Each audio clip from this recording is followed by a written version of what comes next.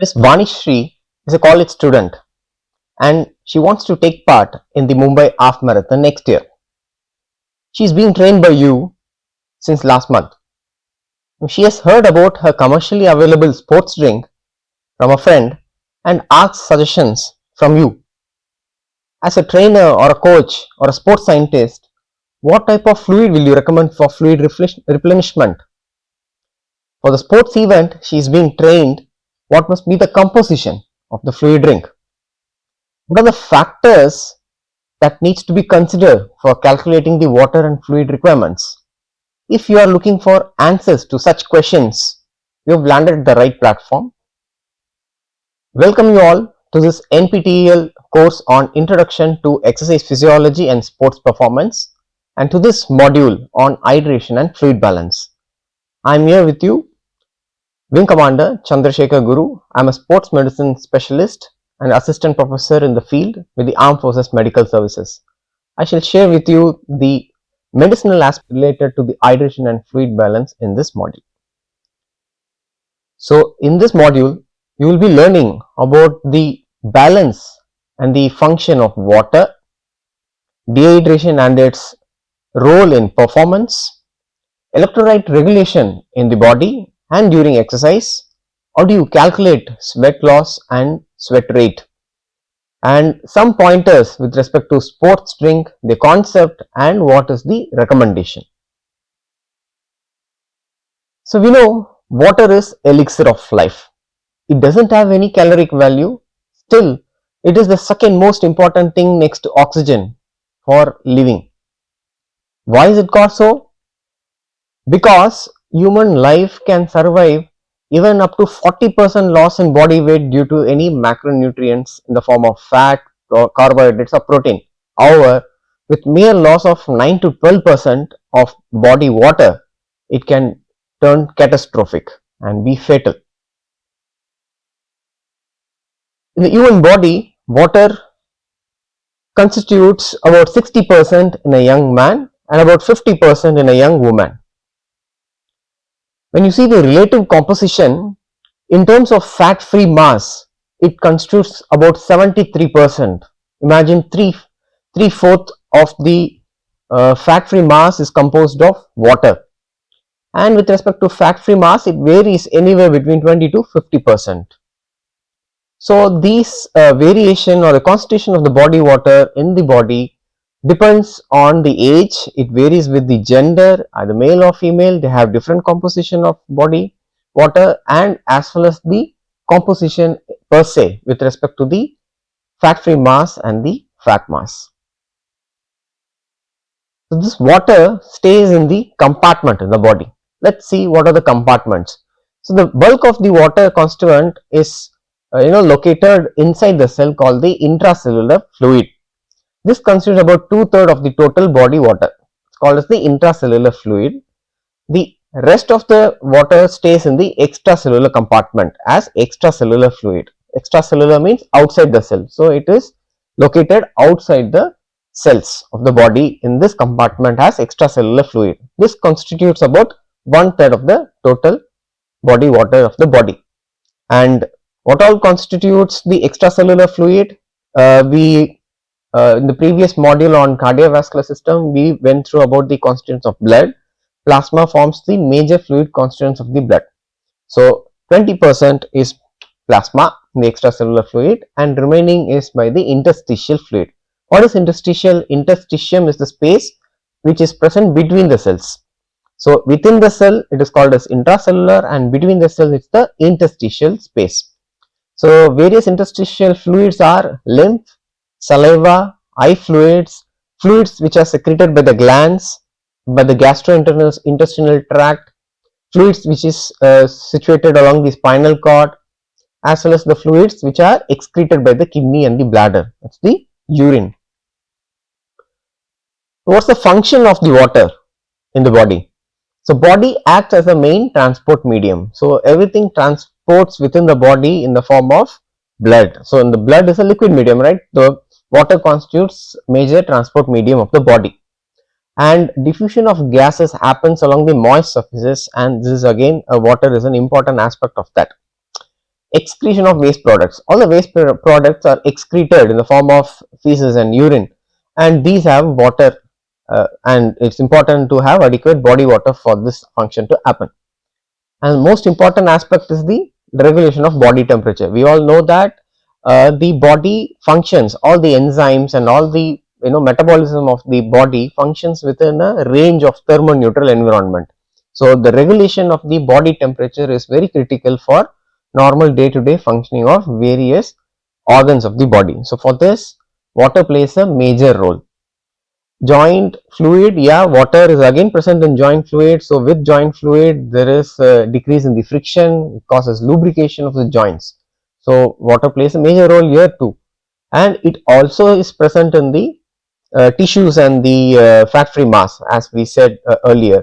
So that gives the turgor and the shape to the tissues per se. So body water functions also in this aspect as well. So having known about the various body function, it is also important that we understand certain terminology related to water balance in the body.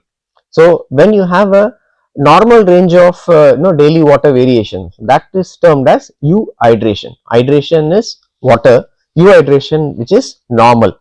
Water balance is normal, that is called as euhydration. Whenever there is a decrease in this level and it is a normal steady state, it's a new normal steady state, then that is called as hypohydration. Hypo means lower.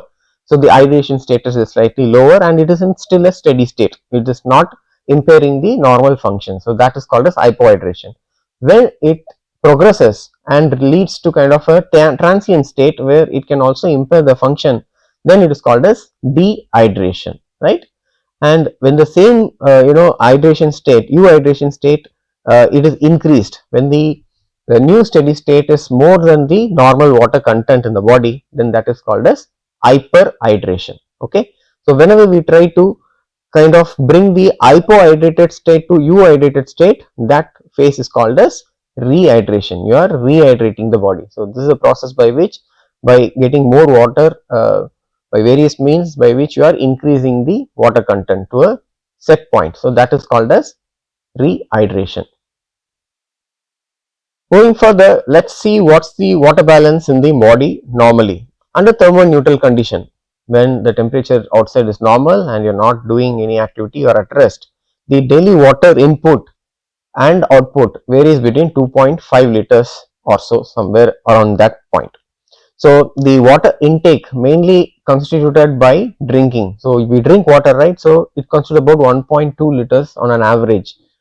Additionally, whatever food we take also contain water. So the carbohydrates which we take, the fat and the protein in different composition contains water, and this again constitutes the daily water intake to the body. This obviously varies with respect to the change in the weather or change in the physical activity. Whenever your body temperature increases, this also increases. So when we see the distribution, the metabolism of the body constitutes about 350 ml, wherein the breaking down of all the macronutrients and then leading on to water as a byproduct. We saw in the module of bioenergetics, the final product is where the oxygen combines and then forms the water. So this water constitutes about 350 ml, fluid about 1.2 ml, and in the food it is about 1 liter of water we consume every day. What about the output? Output in terms of lungs. Lungs, I would mean that when you breathe, we saw during the respiratory system module that whenever you inhale, you kind of try to moisten the air and bring it to the ambient temperature. When at the ambient temperature, accordingly the humidity is modified, and then the body in the external nostrils tries to kind of humidify this air. So there water is used. Again, when you exhale, the water is also lost. So this is through the lungs, and that constitutes about 350 ml normally. The other important aspect is through skin, where you have specialized glands called as sweat glands. So you lose water through the sweat also, right? So that constitutes about 850 ml. In the feces also about 100 ml of water is lost, and major chunk is in the urine. Normally at rest, it is about 1.2 liters per day. So that's the water balance during a normal day at rest, with the temperature being normal. So urine constitutes about 60% of the total water output from the body, and at a rate of 50 to 60 ml per hour. So interestingly, the entire body water gets undergoes circulation, and then at the kidney level it is first excreted, and thereafter during the process it is also reabsorbed. So finally you excrete in the form of urine only the waste products which is totally not required by the body, so that the reabsorption of a more than 99% of water and electrolytes absent, it happens in the tubules of the kidney. So that's one thing that we should know.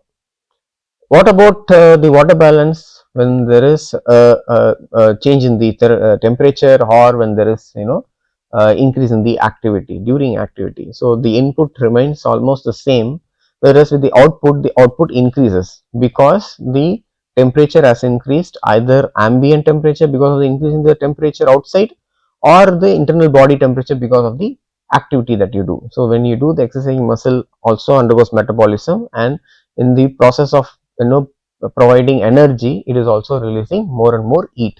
So the temperature of the body has to be maintained. So for that, water plays a crucial role. So how do you maintain this? So say you can roughly estimate, with every kg of body weight loss, you can estimate that about 1 liter of water is lost. So how is this water lost? So the major effect which happens is that we studied, or we learnt earlier in the module on respiratory system and exercise, that when you start doing exercise, you start breathing faster, so the ventilation rate increases, so obviously the humidification also increases, so by which you also increase the output of water through the lungs. The other aspect is through your skin. So majority of your water loss during such increase in the body temperature happens through skin, that is through the sweat glands.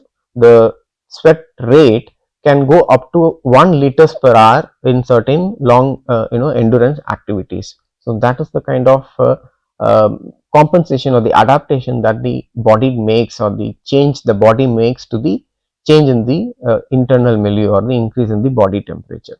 By means of feces also, there may be increase in the water loss. So when you have watery diarrhea or you vomit, so obviously you expel a lot of water along with it, so that again can contribute to increased water loss. And by urine, contrast to what happens in the rest period, during exercise the water loss by urine is conserved. So you need to, the body compensates for the loss which is happening in the sweat by decreasing the water loss by urine, and it tries to conserve so that you don't get into a state of dehydration and increased body temperature during the process. And more so, one needs to understand that whenever the solute is the waste product in the form of solute like urea is excreted by the kidney, it also carries some amount of water along with it. Say generally 1 gram of solute requires about 50 ml of water along with it. So this is why it is important, because in case if you take high protein diet, so obviously the breakdown product is urea, right, of high protein product. So this urea, when it is getting excreted, it also carries some water along with it. So it is important that when you take high protein diet, you need to consume more water to normalize this particular water wastage during excretion of this urea. What about the aspect with respect to the output during exercise? So the water loss is predominantly through the skin and the lungs. As I said, it contributes more than 90% of the water loss during activity. And the three factors which determine this: one is the intensity of exercise. If the exercise intensity is so fast, then obviously it will be more, and as well as the outside temperature. So you're doing activity, you're doing an high intense activity, but then outside also the temperature is more, so it is going to amplify the water loss. And also the relative humidity. Humidity is the moisture content of the air which is outside. So if that is also more, then it will also affect your process of sweating. So with every liter of sweat, you release about 600 kilocalories of heat, and that actually kind of causes cooling by the process of evaporation from your skin, by the means of evaporation of the sweat. So for evaporation to happen, you should have a normal humidity outside. If the humidity is more, so already the water content is high, so obviously the evaporation is not so effective, so the sweating also will not be there. So that is the reason why you will have to also consider the relative humidity which is there outside when you are going for outdoor activities. So you may not be able to appropriately maintain your body temperature and neutralize that heat loss. The other aspect is, with increased water loss during the activity, there is also a process of dehydration. So you are losing water, so the water content decreases. That's called as dehydration. It's a transient loss, right? So with reduction in the water loss causing dehydration, the performance also comes down. Why? Because let's see this. With increase in exercise, there is increase.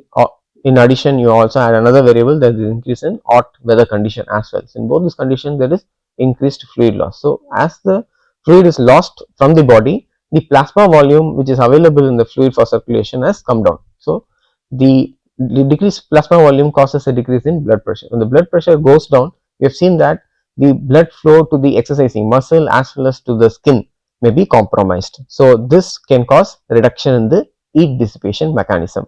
As a compensatory thing, we have read in cardiovascular system and exercise that it's the cardiac output is the product of heart rate into stroke volume. So here the plasma volume has gone down, that means the stroke volume has reduced. So in order to compensate for a cardiac output, your body is trying to increase the heart rate. So the heart rate increases. In addition, because of the decreasing heat dissipation, your body temperature has started increasing. So how these two kind of contributes to decreased performance? We have already learned that increasing in heart rate will reduce your diastolic volume. So the diastolic filling time is reduced, so the volume is also reduced. So ultimately your cardiac output is also reduced. So in on one side, your body is trying to increase the heart rate to compensate for the decreasing plasma volume, but because of the increasing heart rate, this adequate filling is not there, the time for the filling is not there, so because of which is again reducing the stroke volume. So over a period of time, when you continue the activity, heart rate keeps on increasing, so this keeps on coming down, so ends up in decreased cardiac output. So that will compromise your performance. Body temperature, as I said, every muscles, the activity, the metabolism, the enzymes which functions during the activity, they all work under optimum range of body temperature, and that is deranged. When there is increase in the body temperature, the denaturation of these proteins can happen, and that may lead on to decrease in the performance. So even a dehydration of 2% of loss of body weight can result in impaired sports performance. So let's take an example of 2% would be like in an 100 kg individual, it comes to about 2 kg of body weight loss after an activity, or in a 50 kg individual who is weighing 50 kilos, the loss of body weight of even 1 kilo will affect his or her performance. So that's an important aspect that one needs to understand. So the various evidence have proved that with increasing dehydration percentage in terms of loss of body weight, there is increasing harmful effects. Like 2%, we said that it affects the performance, right? The performance effects may be in terms of reduced run time to exhaustion. So the time to which you exhaust, which used to be earlier, say for a say for a 5 kilometer run, if it was 20 minutes earlier, then that would have got kind of increased further, so that would have gone up. There is total work performed also reduces, the work output comes down, the work efficiency comes down. Also seen that the attention and focus also will come down. With respect to the skill aspect of the sport, because of the reduction in 2%, also the skill per se by the individual also comes down. When it further degrades to 4% of body weight, you start to develop the signs of heat illness.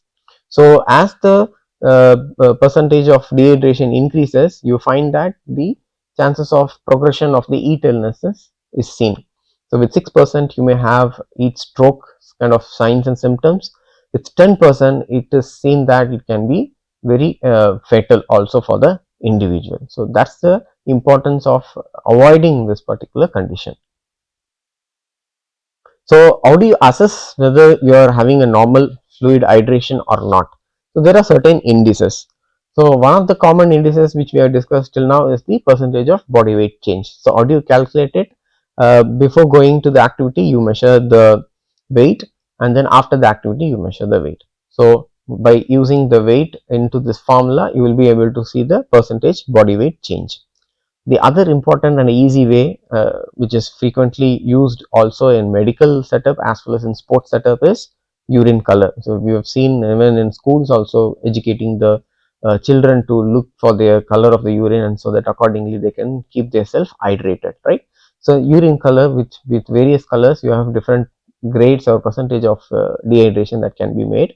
And if it is light yellow, it's kind of lighter end of dehydration, and if it is dark brown, extreme kind of dehydration. So accordingly, you can have grading of the hydration status. The third one is the urine specific gravity. The urine specific gravity measurement obviously requires a densitometer.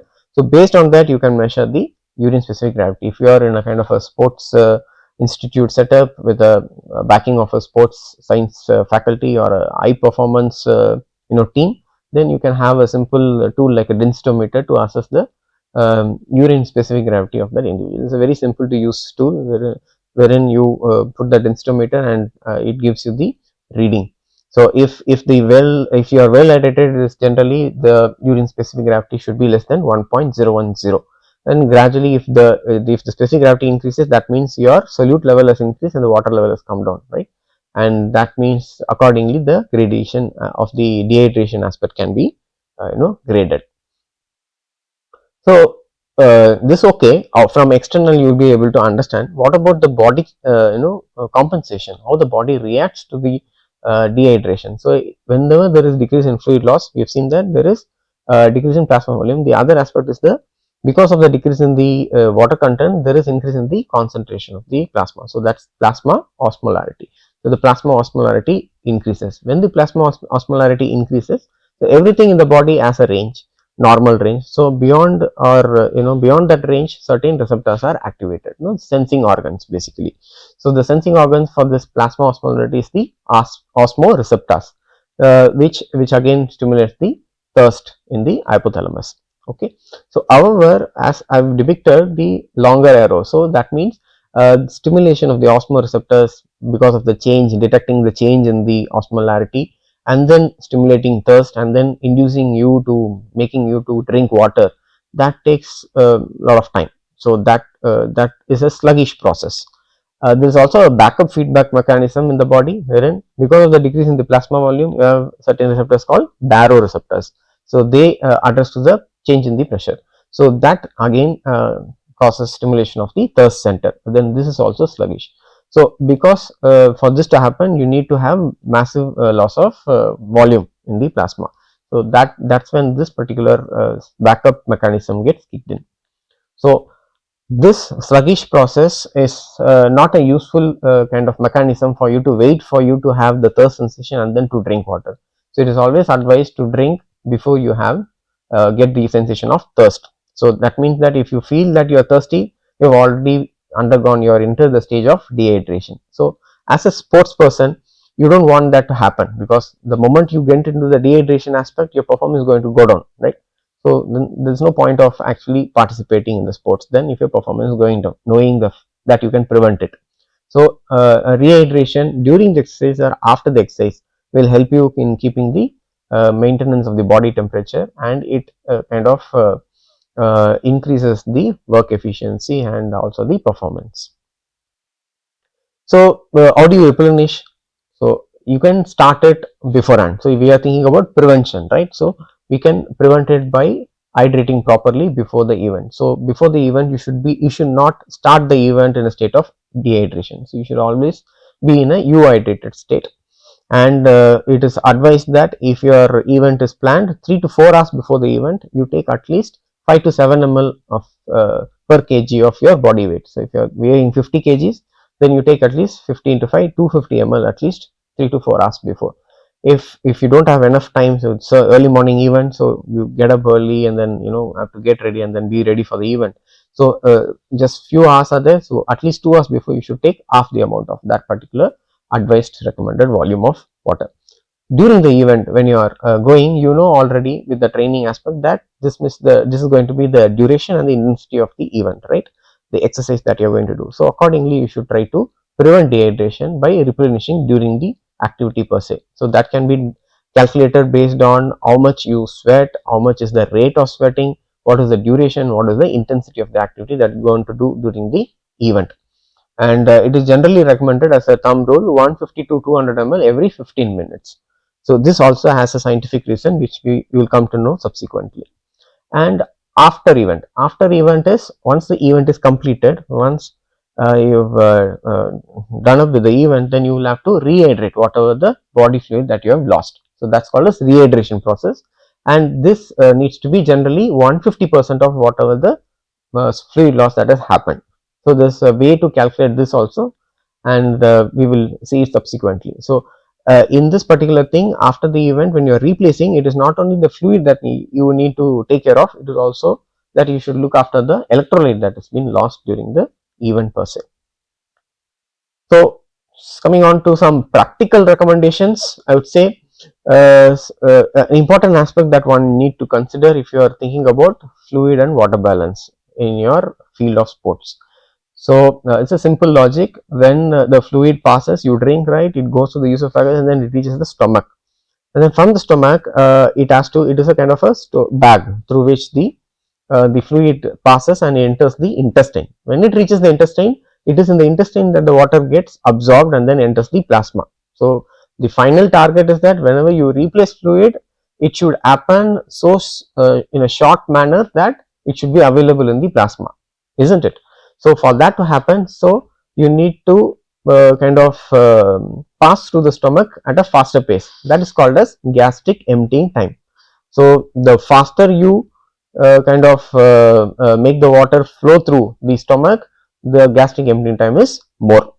So various factors affect this gastric emptying time. So one needs to be aware of these factors so that you can accordingly play around with the fluid and water electrolyte replenishment. So temperature of the fluid that you take. So if the temperature of the fluid is cold or normal room temperature, this is going to travel faster from the stomach and it will reach the intestine for absorption. If the fluid volume is more, so volume obviously it is like a bag which I said, so more the volume, the flow will be faster, right? It is a simple physics.